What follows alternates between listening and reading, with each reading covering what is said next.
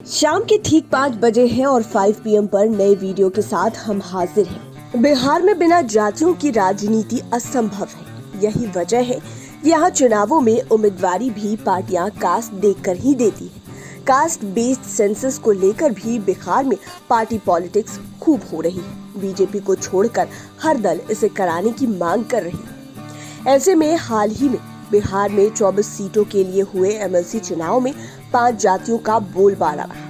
5 PM के 5 का तड़का में हम आज आपको उन 5 जातियों के बारे में बताएंगे जिनके उम्मीदवारों ने परचम लहराया, और इनमें यह भी बताएंगे कि कौन सी जाति सबसे ज्यादा भारी रही। बिहार में ब्राह्मणों की आबादी लगभग 5.5 से 6% के बीच है। एक समय था जब इस जाति की सूबे की राजनीति पर जबरदस्त पकड़ थी। इस जाति ने बिहार में अब तक सबसे ज्यादा मुख्यमंत्री दिए हैं। बिहार को ब्राह्मण जाति ने 1-2 नहीं बल्कि 5 CM दिए हैं। लेकिन ब्राह्मणों की पहचान दिलाने में जगन्नाथ मिश्रा ने अहम रोल निभाया। हालांकि वे अब इस दुनिया में नहीं है। आपको बता दें कि मिथिलांचल में आज भी ब्राह्मण पॉलिटिक्स की धाक कायम है। जहां तक MLC चुनाव 2022 की बात है, 24 सीटों के लिए हुए चुनाव में सिर्फ एक ब्राह्मण उम्मीदवार को सफलता मिली। दरभंगा सीट से बीजेपी के टिकट पर सुनील चौधरी को सफलता मिली। इस कास्ट से NDA को दूसरी बार सफलता मिली। 2016 में दरभंगा सीट से बीजेपी के ही सुनील सिंह MLC चुने गए थे, लेकिन सुनील सिंह की 2020 में कोरोना से मृत्यु हो गई। इसके बाद से यह सीट खाली थी। इस बार जब चुनाव हुआ तो बीजेपी के ब्राह्मण जाति से आने वाले सुनील चौधरी पर दांव लगाया गया। इसमें उन्हें सफलता भी मिली। हालांकि इस जीत के लिए उन्हें काफी मशक्कत करनी पड़ी। दरअसल सुनील चौधरी को द्वितीय वरीयता के वोटों की गिनती में जीत मिली। इसके पहले प्रथम वरीयता के वोटों की गिनती में बीजेपी के अलावा RJD और कांग्रेस भी मुकाबले में बन गई थी, लेकिन फाइनल रिजल्ट सुनील चौधरी के पक्ष में रहा। बिहार में पॉलिटिक्स में यादव जाति काफी दबंग मानी जाती है। पंचायत चुनाव में भी इस जाति से अच्छी संख्या में प्रतिनिधि चुनकर इसमें जिला परिषद सदस्य, मुखिया, पंचायत समिति सदस्य से लेकर पंच और सरपंच तक शामिल है, और इसका असर MLC चुनाव में भी देखने को मिला है। इस बार के MLC चुनाव में यादव जाति से 5 उम्मीदवार जीतकर MLC बने। हालांकि यह भी सच है कि यादव जाति RJD का आधार वोट माना जाता है, लेकिन 24 सीटों पर हुए चुनाव में RJD को इस मामले में बड़ा झटका लगा। दरअसल RJD ने 24 सीटों में से 10 उम्मीदवार इसी जाति से दिए थे, लेकिन इनमें से महज एक उम्मीदवार को सफलता मिली। RJD से केवल गया सीट से कुमार नागेंद्र उर्फ रिंकू यादव को सफलता मिली। बाकी के 9 उम्मीदवार पराजित हो गए। RJD को सबसे ज्यादा झटका नवादा, मोतिहारी और मधुबनी में लगा। इन तीनों जगहों पर RJD के बागी उम्मीदवार जीत गए। जीतने वालों में नवादा और मधुबनी से यादव उम्मीदवार ही हैं। दोनों जगहों से जीतने वाले यादव उम्मीदवार ही हैं। उनमें अंबिका यादव और अशोक यादव का नाम है।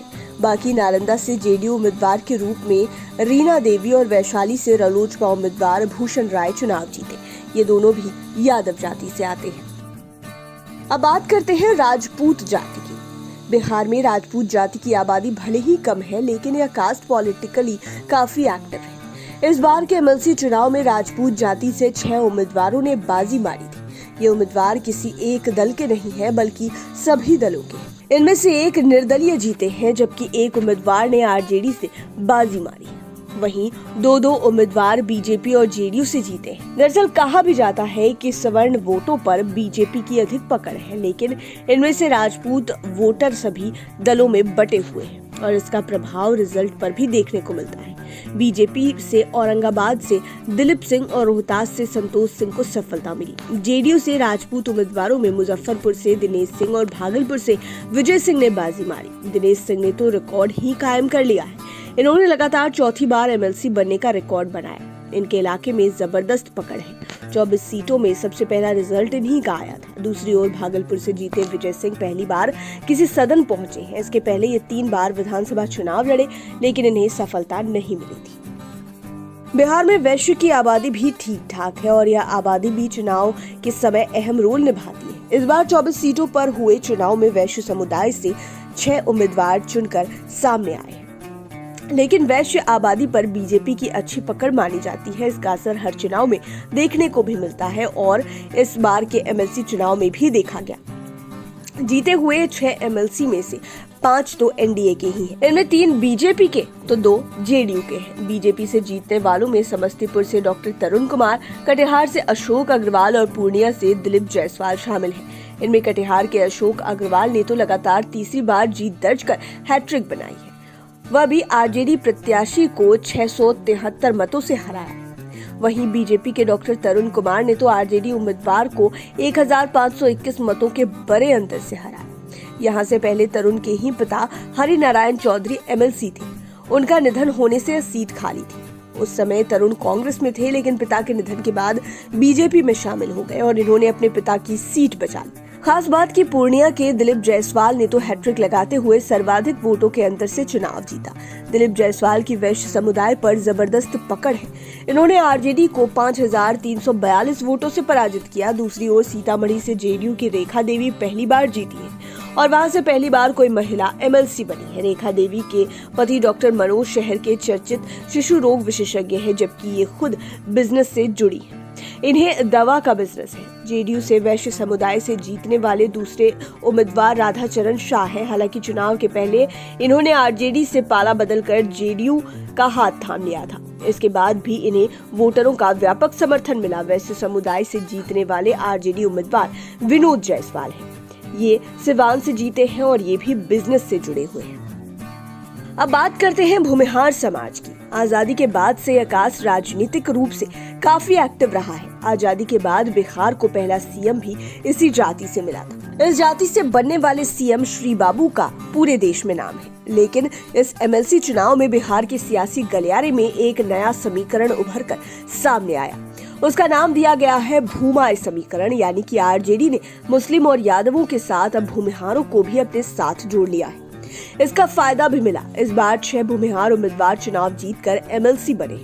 इसमें सर्वाधिक 3 उम्मीदवार आरजेडी से जीते हैं, जबकि एक उम्मीदवार बीजेपी और कांग्रेस से जीते हैं। वहीं अन्य उम्मीदवार निर्दलीय प्रत्याशी के रूप में अपने दम पर चुनाव जीते हैं। निर्दलीय उम्मीदवार बीजेपी के बागी उम्मीदवार थे। आरजेडी से जीतने वाले उम्मीदवारों में पटना से कार्तिकेय कुमार, मुंगेर से अजय सिंह और बेतिया से सौरभ कुमार शामिल हैं। आरजेडी के तीनों नवनिर्वाचित एमएलसी बड़े बिजनेसमैन हैं।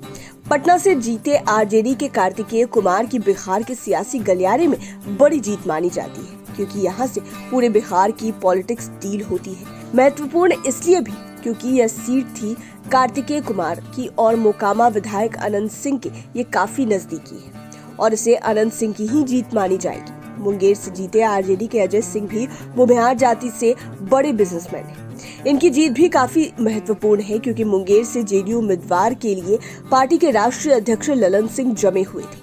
इसी तरह आरजेडी के तीसरे उम्मीदवार कुमार सौरभ ने भी जीतकर सबको हैरान कर दिया। इसके अलावा बीजेपी से जीते उम्मीदवार राजीव सिंह गोपालगंज के हैं। वहीं कांग्रेस से जीते उम्मीदवार का नाम भी राजीव सिंह ही है।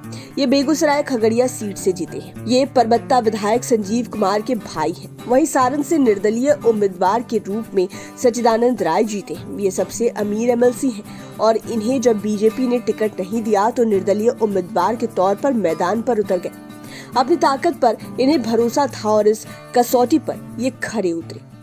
उम्मीद है ये वीडियो आपको पसंद आया होगा। इसी तरह की वीडियोस के लिए हमारे चैनल 5 PM को सब्सक्राइब कर लें, साथ ही फेसबुक पेज को भी लाइक करें। धन्यवाद।